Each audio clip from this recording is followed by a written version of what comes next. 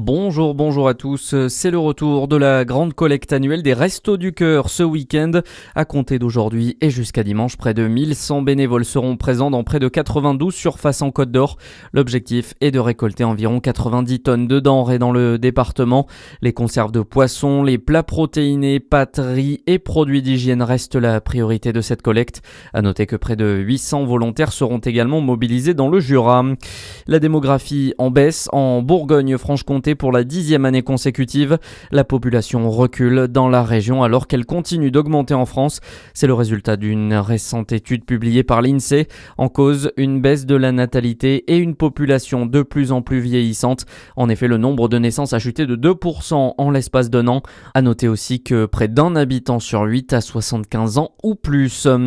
La région Bourgogne-Franche-Comté figure parmi les plus exposées au surendettement des ménages selon les données de la Banque de France. Après plusieurs années de baisse liée à la crise sanitaire, le nombre de dossiers déposés a augmenté de 17% en 2 ans.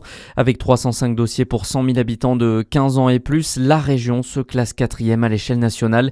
Des données qui s'expliquent, Marie-Dominique Lacour. Oui, et dans la région, c'est le département de la Côte d'Or qui enregistre la plus forte augmentation du nombre de dossiers, plus 2% entre 2024 et 2025 et plus 11% par rapport à 2023. Une hausse toutefois plus modérée que celle observée à l'échelle régionale.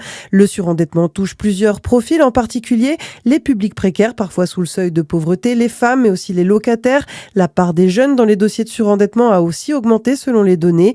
Dans notre région, 85,7% des endettés disposeraient d'un patrimoine inférieur à 2 000 euros. À noter que les dettes immobilières représentent plus de 30% de l'endettement total des ménages surendettés. Et dans le même temps, depuis 10 ans, les dossiers sont plus faibles en valeur, conséquence du durcissement de la loi encadrant les crédits à la consommation ou encore de la hausse des microcrédits et des crédits fractionnés.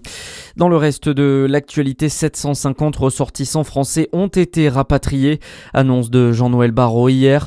Le ministre des Affaires étrangères a précisé que 5000 Français ont indiqué vouloir quitter le Moyen-Orient à cause de la guerre, dont 80% sont aux Émirats Arabes Unis. Et un avion de la compagnie Air France affrété par le gouvernement a dû faire demi-tour hier à cause des tirs de missiles près des Émirats. Le ministre des Transports Philippe Tabarot évoque l'instabilité dans la région et la complexité des opérations de rapatriement sur X.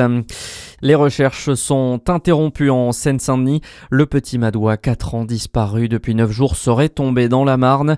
Annonce des organisateurs de la mobilisation citoyenne lancée pour tenter de retrouver le garçon.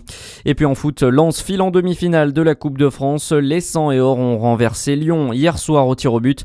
On connaît donc les affiches du prochain tour. Lens recevra Toulouse et Nice ira à Strasbourg. La météo à suivre sur Fréquence Plus.